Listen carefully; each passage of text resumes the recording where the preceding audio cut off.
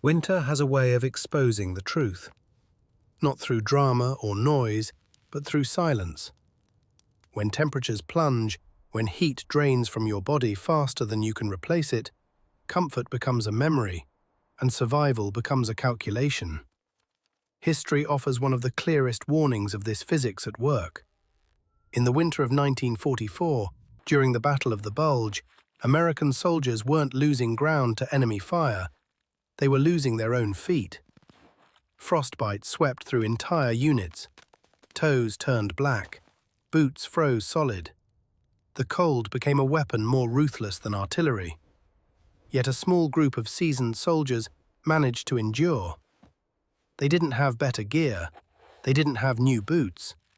What they had was a forgotten principle, an understanding of heat, moisture, and human physiology that modern equipment often ignores. Using scraps of waxed paper, grease, and a clever manipulation of vapor and insulation, they protected themselves where official gear failed.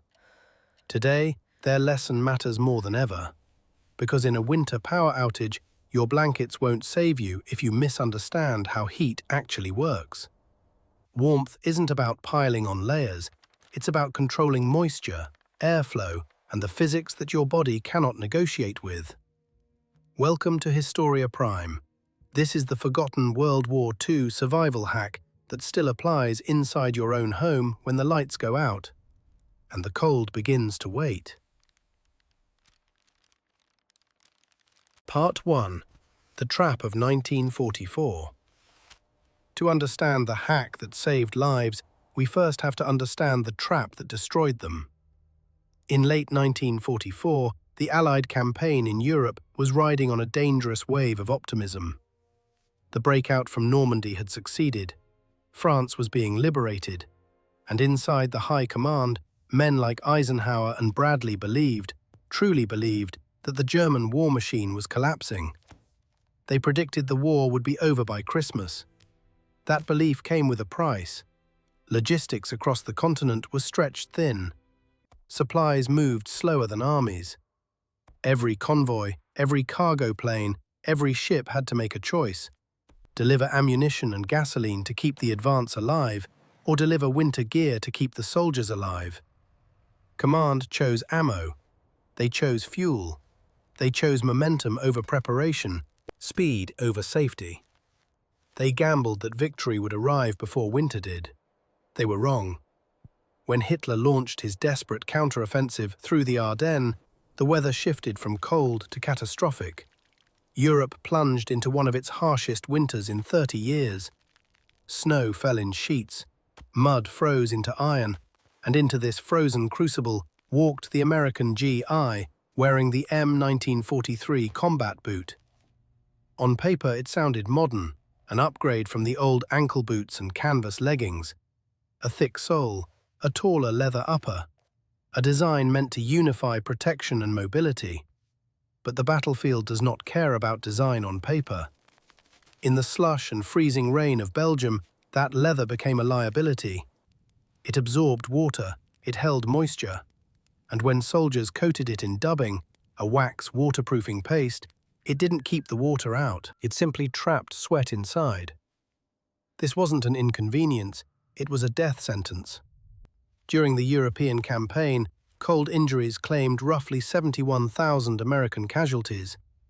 That is the equivalent of wiping 5 full infantry divisions off the map, erased without a single shot fired. In some units, trench foot took more soldiers out of the fight than German machine guns. And beneath that staggering number lies a single devastating truth. The boots were built on a lie. The lie that leather keeps you warm. Leather doesn't warm you. Leather doesn't insulate you. Leather conducts cold, absorbs moisture, and freezes into a shell that steals heat faster than your body can replace it. This was the trap of 1944. A trap born from optimism, speed, and a fundamental misunderstanding of how cold really kills. And unless we understand that physics, we won't understand why your blankets alone won't save you in a winter power outage. But a simple hack will. Part 2. The Physics of Failure. Now we step into the heart of the problem, because survival, in 1944 and in your living room during a winter blackout, always comes down to physics. Before the hack makes sense, we need to understand why the soldiers' boots failed so catastrophically. Most people believe insulation creates warmth, but insulation does nothing of the sort. Wool isn't warm. Down isn't warm. Synthetic fill isn't warm. What they do is far more subtle. They trap still, dry air. And dry air is one of the greatest insulators in the universe. It resists movement. It slows heat loss. It protects you simply by refusing to let warmth escape. But water? Water is a traitor. The moment insulation becomes wet, everything changes. Water conducts heat 25 times faster than air. It grabs your body heat and rushes it away like a thief. This is exactly what happened to the soldier in 1944. He marched, his muscles worked, his core temperature rose, and his feet, held tight inside leather, began to sweat. This isn't weakness. This isn't preventable. It's human biology. Your feet contain more sweat glands per square inch than almost any other part of your body. Inside a leather boot, that sweat had nowhere to go. It migrated outward into the wool sock. Under normal temperatures, this might not have been a disaster. But in the sub-zero cold of the bulge, a deadly thermodynamic boundary formed inside the boot. It's called the dew point. The dew point is the exact layer inside your clothing where warm vapor hits cold air and turns back into liquid. In extreme cold, that line doesn't form on the outside of your boot. It forms inside your sock. And that single detail doomed thousands of men. The sweat vapor condensed in the wool soaked. Its delicate air pockets collapsed. Then the moisture froze solid. At that moment, the soldier wasn't wearing insulation anymore. He was wearing a block of ice shaped like his own foot. His body heat attempted to melt that ice, but conduction, the fastest, most merciless form of heat loss, pulled warmth out faster than his metabolism could replace it. In effect, he had created a closed-circuit refrigeration system around his own toes, a freezer he couldn't step out of. This is why soldiers were losing limbs. They weren't careless. They weren't underprepared. They were following the logic of breathable gear, a logic we still believe today. But in deep cold, breathability becomes a trap. Moisture cannot escape fast enough, so it freezes in the very insulation meant to protect you. And here is the bridge to your home, your blankets, your winter outage. If moisture moves into your insulation, any insulation, it destroys it. Boots, jackets, sleeping bags, blankets, even the air inside your clothing system all obey this same law. When the temperature drops below a critical point, staying dry is no longer about keeping moisture off your skin. It's about keeping moisture out of your insulation. Because once your insulation becomes wet, it stops insulating. And once it stops insulating, the cold wins. This is the physics of failure, on the battlefield and in your own home when the power goes out. Part 3. The Lost Hack, the Vapor Barrier. So how did the veterans survive when so many others didn't? How did the men who had marched through North Africa or grown up in the frozen winters of Minnesota and Michigan keep their toes when the newcomers were losing theirs overnight? They did something completely counterintuitive. They stopped trying to keep their feet dry and instead focused on keeping their insulation dry. This is the core of what we now call the vapor barrier principle. It sounds almost absurd at first because it goes against everything we've been taught about cold weather. But in the physics of deep winter, it is brutally effective. The principle is simple. You trap sweat directly against your skin so it never reaches your insulation. The veterans built this system out of whatever they could find, and what they created was a masterpiece of field engineering, one you can still use today. The first step was the grease layer. Soldiers coated their bare feet with anything slick and waterproof. Medics' foot oil when they had it, rifle grease when they didn't, animal fat when they got creative, even axle grease when desperation hit. This wasn't for warmth. This protected the skin from maceration, the painful breakdown that happens when skin stays wet for days. Grease made the foot waterproof. It turned the skin into a barrier. The second step was the sacrificial liner. They pulled on a thin cotton or rayon sock, not for warmth, but simply to hold the grease in place.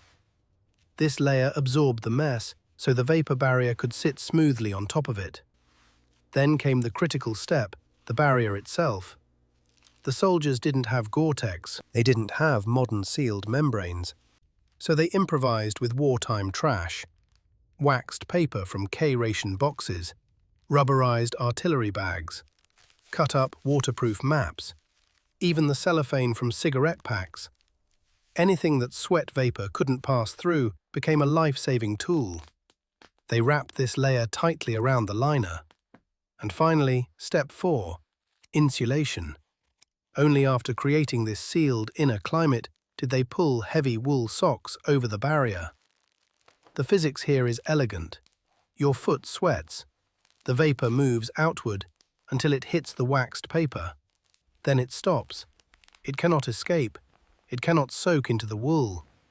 The outer sock stays completely dry, so its air pockets stay intact. That means the wool keeps its full insulating power. It never freezes. It never collapses. It keeps heat exactly where you need it. Inside the barrier, something surprising happens.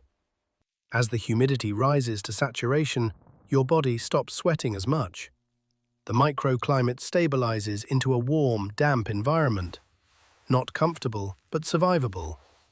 You trade the feeling of dry skin for the far more important reality of warm blood circulating to your toes. This system felt strange. It felt wrong. But it worked, again and again, while standard gear failed. Because survival isn't about comfort. It's about understanding physics well enough to break the cold's advantage.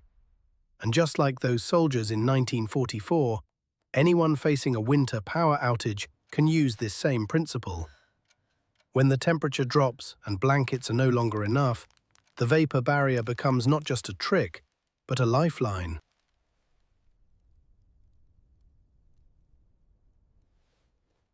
Part 4. The Cardboard Secret. The vapor barrier kept the soldiers' insulation dry, but it still didn't solve the second assassin in the foxhole, the cold rising from below. If evaporation was the silent thief, then conduction was the executioner. Standing in a foxhole meant standing on frozen earth. And frozen earth is not just cold, it is effectively infinite in mass. It will drink the heat from your body without ever warming up itself.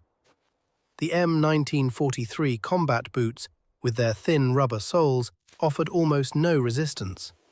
The ground didn't just chill the soldiers' feet, it pulled the warmth out of them relentlessly, until flesh reached the temperature of soil. The soldiers soon realized something crucial. The danger wasn't only what cold could do to them, it was what they were giving away. Heat wasn't just being attacked, it was escaping through the bottom of the boot. They needed a barrier, not against wind or snow, but against the ground itself. And once again, the solution didn't come from equipment manuals or supply depots. It came from trash. Corrugated cardboard. Supply boxes littered the rear lines, and inside that scrap material lay a hidden engineering marvel. The wavy channels inside cardboard trap pockets of dead air, the same principle behind modern insulated foam pads. Veterans began cutting out layers of cardboard shaped like their boot soles. Not one layer, several. Layer upon layer of captured air stood between their skin and the frozen earth. And it worked. With the cardboard inserted, the conduction slowed. Heat loss dropped. Toes began to stay warmer longer. A few resourceful units took the idea even further. Some stuffed boots with dried grass. Others used newspaper, crumpled just enough to hold tiny air pockets. The legendary 30th Infantry Division even made makeshift booties out of shredded wool blankets to wear inside their rubber overshoes. These improvised liners lifted the foot away from the cold sole, breaking the deadly thermal bridge. Every one of these tricks had the same goal: create a thermal break, an interruption in the pathway where heat leaks directly into the ground. Because in extreme cold, survival isn't about trapping heat alone, it's about refusing to let the earth steal it. And the lesson echoes straight into the modern home during a winter power outage. When your floor becomes a cold slab, when blankets no longer help because the heat is draining downward, you don't need more layers on top. You need a barrier below: cardboard, a yoga mat, a folded towel, a spare jacket. Anything with trapped air becomes a shield against conduction. It doesn't just help, it can be the difference between shivering through the night and conserving enough warmth to endure until sunrise. Once again, what saved soldiers in the Ardennes is exactly what can keep you alive in your living room when the lights go out. Part 5. The Lacing Protocol. There was one final element in this survival system, and it is the one nearly everyone gets wrong, even today. When the cold bites, our instinct is to tighten everything. We zip up, cinch down, pull straps and laces until nothing can move. It feels logical. If the cold is outside, we want to seal ourselves inside. But in deep winter, that instinct can cost you your toes. Because tight boots don't keep you warm. Tight boots cut off your heat supply. Every degree of warmth your feet ever receive comes from one source only: your own blood. If you restrict circulation, even slightly, your toes are no longer being heated. No amount of wool, no amount of blankets, no miracle fabric can compensate for blocked blood flow. The veterans of 1944 learned this through bitter experience. They discovered that warmth didn't come from squeezing the boot tighter. It came from letting the foot live inside the boot. So they adopted a lacing method that went against every regulation, every handbook, every instinct. They skipped the bottom 3 eyelets entirely, leaving the toe box wide open. The boot looked almost sloppy, but that looseness served a purpose. It allowed the toes to wiggle freely, and that movement produced kinetic heat, tiny bursts of internal warmth that kept capillaries alive. More importantly, it allowed warm, oxygen-rich blood to reach all the way to the tips of the toes. No pressure, no restriction, no internal tourniquet created by ambition or fear. To the veterans, a loose boot was not negligence, it was engineering. Combined with a cardboard thermal break and a vapor barrier system, a relaxed, flexible lacing pattern completed a trifecta of survival. A tight, pristine, factory-perfect boot. That was a coffin made of leather. And the lesson applies far beyond wartime. During a winter power outage, people instinctively bundle so tightly that blood flow slows. Socks layered until circulation struggles. Blankets pinned around limbs until the extremities go numb. Warmth doesn't come from squeezing. Warmth comes from flow. Your feet, your hands, your core all depend on your blood delivering heat where it's needed. If the system is strangled, the warmth is gone. What the soldiers learned, through pain, through frostbite, through nights when survival was never guaranteed, is that the body must be allowed to move, breathe, and circulate. Cold steals your heat from the outside, but constriction kills it from the inside. And when the power goes out, when the temperature drops, and when instinct tells you to tighten everything, remember what actually kept those veterans alive. Not tension, but freedom. Not pressure, but circulation. Not the perfect boot, but the perfect system. Part 6. The Mickey Mouse Legacy.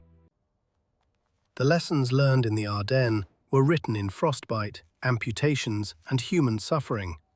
But they were not lost. They evolved. When the war ended, the US Army sifted through casualty reports. Page after page of cold injuries, thousands of soldiers maimed not by bullets, but by thermodynamics.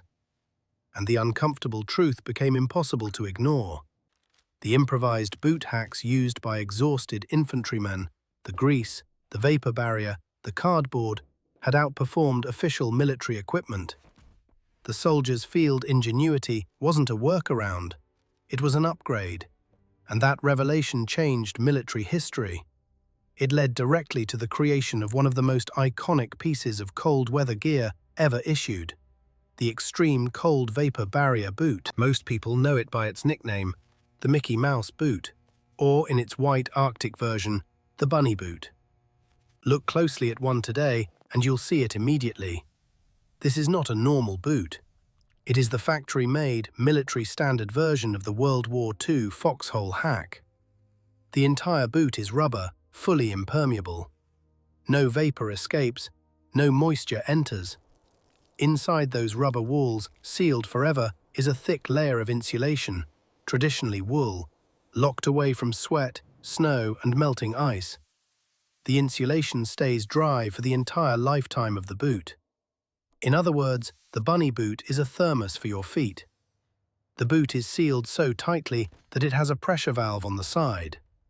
Pilots have to open the valve before takeoff because during flight, the trapped air inside the insulation will expand with altitude. If the valve stays closed, the boot can literally burst apart. That's how airtight, how uncompromising the design is.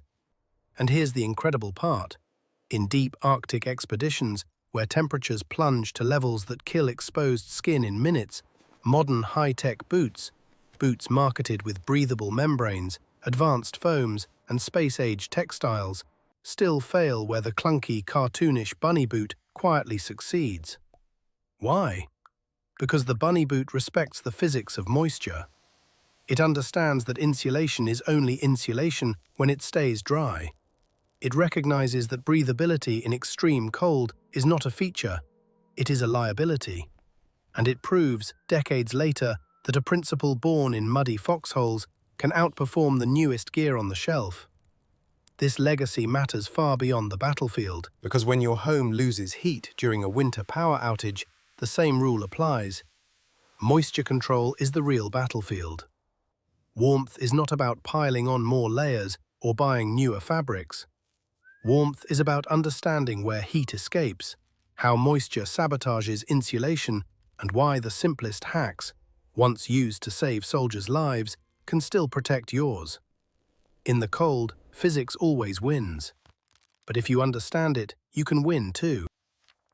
Part 7. Modern Survival Application. So why does any of this matter to you? You're not standing in a frozen foxhole in 1944.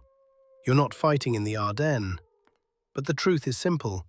The laws of thermodynamics don't care who you are or what century you live in.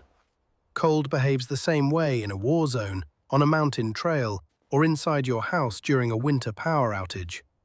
If you hike, if you hunt, if you camp, or if you simply live in a place where the grid can fail, then this lost hack is not a historical curiosity. It is a tool, a strategy, a survival mechanism. We live in an age of breathable marketing. Every tag, every jacket, every boot promises miracles with phrases like moisture wicking, climate adaptive, and engineered airflow. And for moderate cold, during active movement, these technologies do help. But survival is not moderate, and it is not active.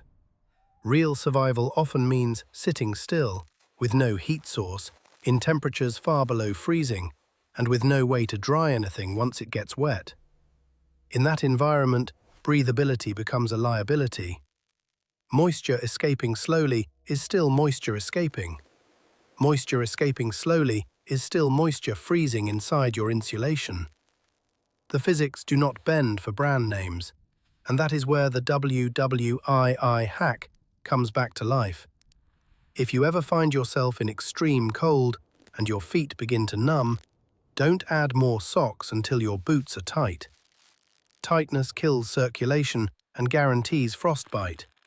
Instead, use the vapor barrier. Use what veterans called the bread bag trick. Put on a thin synthetic liner sock. Slip a plastic bread bag or even a produce bag over it. Then pull your heavy wool sock on top.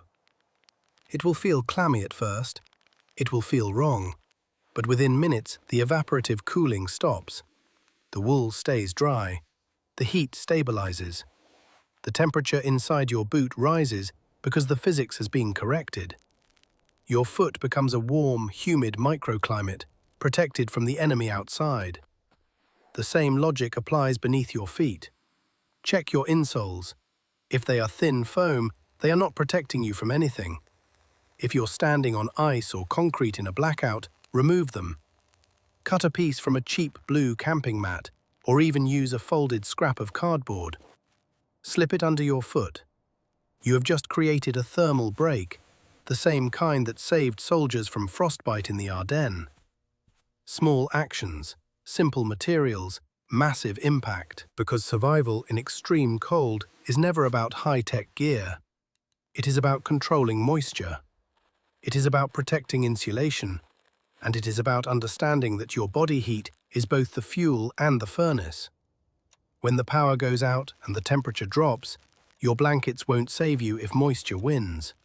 But a vapor barrier and a thermal break, tricks born in the harshest winter of World War II, just might. Part 8. The psychological factor. There is one final lesson from the Ardennes, one that mattered more than cardboard, more than vapor barriers, more than any piece of gear. It was discipline. Not the kind printed in manuals, but the kind that separates survival from collapse. In the units that recorded almost no frostbite casualties, their commanders were relentless. General George Patton himself issued a standing order. Every man would massage his feet and change his socks every single day, even under fire. He understood what many didn't, that frozen feet don't just hurt morale, they end the ability to march. They end the ability to fight. A soldier with dead toes becomes dead weight, and dead weight becomes a danger to the entire unit. And here is where the real challenge begins. Because the hack, as brilliant as it was, demanded mental toughness. It required men to take off their boots in the bitter cold, expose bare skin to freezing air, and rub warmth back into their numb feet. It required the discipline to pull off wet socks and dry them, not by a fire, not in a warm tent, but against their own chest as they slept. This method, known quietly among soldiers as body warmth dry, was misery incarnate. You take an icy, half-frozen sock, you press it to your stomach. Every instinct screams to pull away. But if you endure that discomfort for a few minutes, something remarkable happens. Your body heat gently drives moisture out of the wool, and by morning, the sock is dry enough to insulate again. A small misery now, or a catastrophe later. That was always the choice. Survival in the cold is never painless. It asks you to embrace discomfort, to do the thing you don't want to do, to act before the danger becomes irreversible. And that lesson applies just as much to a modern winter blackout as it did to a WWII foxhole. When the temperature drops inside your home, you will feel the instinct to curl up, tighten your layers, stay perfectly still, and hope the cold passes. But survival is not passive. It is disciplined. It is intentional. It is the accumulation of small, uncomfortable actions that keep disaster just far enough away. In the end, the soldiers in the Ardennes didn't out-muscle winter. They out-disciplined it. And the same mindset, steady, uncomfortable, deliberate, can be the difference between enduring a winter power outage and being overwhelmed by it. Conclusion. History is a survival manual. The Battle of the Bulge was decided by artillery, by tanks, and by the unbreakable resolve of men like the 101st Airborne surrounded at Bastogne. But in the shadows of that history, there is another truth, quieter, humbler, and just as critical. Victory was also won by waxed paper, by cardboard, by scraps of field rations and improvised insulation, by soldiers who refused to accept that their gear, as issued, was the limit of what kept them alive. When we look back at history, It's tempting to zoom out, to see only arrows on maps and the decisions of generals.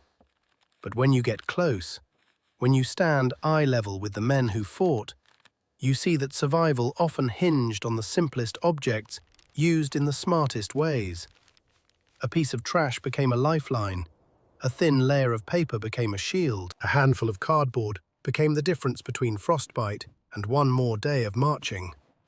And that is the lesson that matters now, in your world, in your home, especially when the power goes out in the dead of winter. Because the next time you lace up your boots or bundle under blankets during a blackout, you need to remember the lost hack. Remember that dryness is the real source of warmth. Remember that insulation must stay dry, even if your skin does not. Remember that vapor is the invisible enemy that destroys warmth from the inside out. And remember that the physics that governed a frozen battlefield in 1944 still govern your living room today. History is not just a record of what happened, it is a manual for what to do when things go wrong. It is written in blood, refined by necessity, and waiting for us to bother reading it. If you found meaning in this journey through forgotten survival wisdom, if these lessons gave you a new way to think about cold, insulation, and the fragility of warmth, then make sure you hit the subscribe button and ring the bell. We have many more stories of ingenuity under fire coming your way. This is Historia Prime, signing off. Stay sharp, stay prepared, and above all, stay warm out there.